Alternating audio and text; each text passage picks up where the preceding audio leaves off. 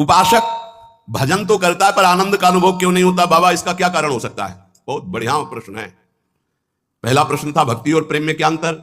मैं भगवान का भजन कर रहा हूं, ये भक्त, और मैं जब विस्मृत हो गया केवल भजन हो रहा है तो प्रेमी।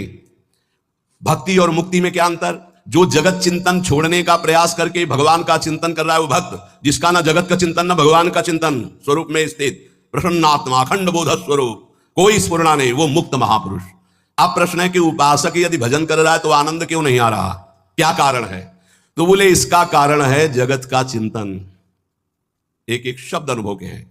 जब तक भोगों का चिंतन होगा, भोग क्रिया होगी, तब तक भगवदानंद नहीं मिलेगा। लिख लो इस बात को। क्या? जब तक जगत का चिंतन होगा, भोगों का चिंतन होगा, भोगों की क्रिया होगी, तो भजन करने पर भी भगवदानंद का स्फुरण नहीं होगा। तो क्या भजन व्यर्थ चला जाएगा? नहीं, उसका फल मिलेगा। पर भगवदानंद स्फुरित हो गया तो तुम तो जीवन मुक्त हो गए। इसलिए अपनी वृत्ति को विषय भोगों के चिंतन से बचाओ, अपने शरीर को विषय भोग क्रिया से बचाओ। शरीर से सेवा करो, वृत्तियों से चिंतन करो, खूब सत्संग करो, भगवान की लीलाओं का गान करो, श्रवण करो, साधुओं के दर्शन करो, उनके वचन सुनो और एकांत में रहकर गुरु आदेश से उपासना करो, तब तुम्हें आनंद प्राप्त होगा। फिर सुन लो, जगत का चिंतन, भोगों का चिंतन, भोगों की क्रिया जब तक होती रहेगी तो 2-4 माला से घुमाने से भगवदानंद की स्फूर्ति नहीं होती। इसलिए इष्टाकार वृत्ति करनी पड़ती है भगवदानंद की अनुभूति के लिए। तो तुम नाम जप करो, सत्संग करो, भगवत लीलाओं का गुणानुवाद करो, श्रवण करो, साधु महात्माओं का दर्शन, उनके वचन, एकांत में गुरुदेव प्रदत्त उपासना करो, तो तुम्हारी चित्तवृत्ति में भगवदानंद स्फुरित हो जाएगा। ये साधन बताए। इन साधनों से इष्ट देव में ममता होने लगती, मेरी प्रिया जो, मेरे लाल जो। और जिसको विषय कड़ुआ लगने लगे तो जान ले हम पर बहुत बड़ी कृपा हो रही है। क्या? अब मुझे नहीं चाहिए, नहीं चाहिए, अंदर से जिद आ जाए, मुझे नहीं चाहिए। जैसे कोई किसी को बमन दिखावे तो घृणा हो जाए, नहीं। ऐसे जब तुम्हें रमा विलास राम अनुरागी तजत बमन जिम जन बड़भागी, बड़भागी महाभागवत वैष्णव जन हर भोग को वमन की घृणा की वृद्धि से देखते नहीं। जब आप ऐसे चलेंगे तो विषय भोग आपको घृणास्पद लगने लगेंगे, नहीं ठीक, अंदर से आने लगेगा, नहीं। अभी अमृत जैसा चिंतन होता है। जब अमृत जैसा चिंतन प्रभु का हो और विष जैसा चिंतन संसार के भोगों का हो। ब्रह्मादिक के भोग सब विष सम लागत, विष सम, जैसे बढ़िया खीर, रबड़ी, गुलाब जामुन सब बना रखा। कान में कोई विश्वास पात्र आदमी आके दे भाई हमें संशय इसमें जहर मिलाया गया, अब एक कवल खा के दिखाओ, आप डर जाओगे। ऐसे ही महापुरुष कह रहे हैं हर विषय में आसक्ति रूपी जहर है, मत भोग, ये जहर जन्म जन्मांतर बढ़ता चला जाएगा।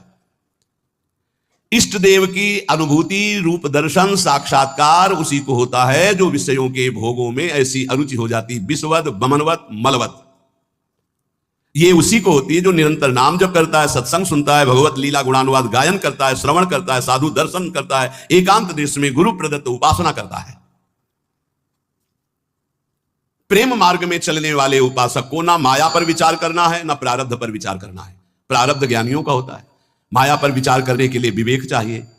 तुम्हारे लिए एक ही स्थान है, नाम जप। माया कैसी? हरि जाने। प्रारब्ध हरि जाने।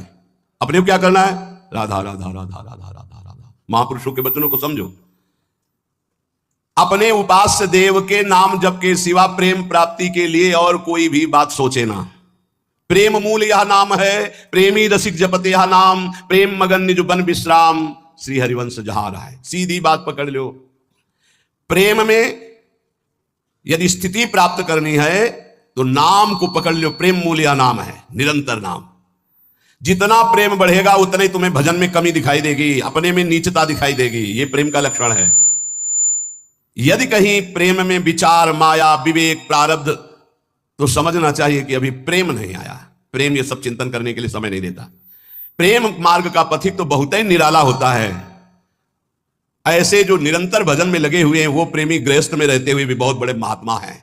जो जंगल में रह के प्राप्त किया जाता है वो घर में रह के उसने प्राप्त कर लिया। उसलिए कोटि कोटि वंदना है उस गृहस्थ की जो निरंतर नाम जप करते हुए प्रभु से प्रेम। ऐसे दर्शन होते हैं, गृहस्थ आते हैं, आंसू चल रहे हैं, बस मुझे और कुछ नहीं चाहिए, प्रिया प्रीतम का चिंतन चलता रहे। बस चाहे जैसे बोल रहे हैं लेकिन हृदय तो शीतल है। प्रियालाल के लिए अश्रु प्रवाह कर रहे हैं, मांग रहे हैं प्रियालाल का चिंतन।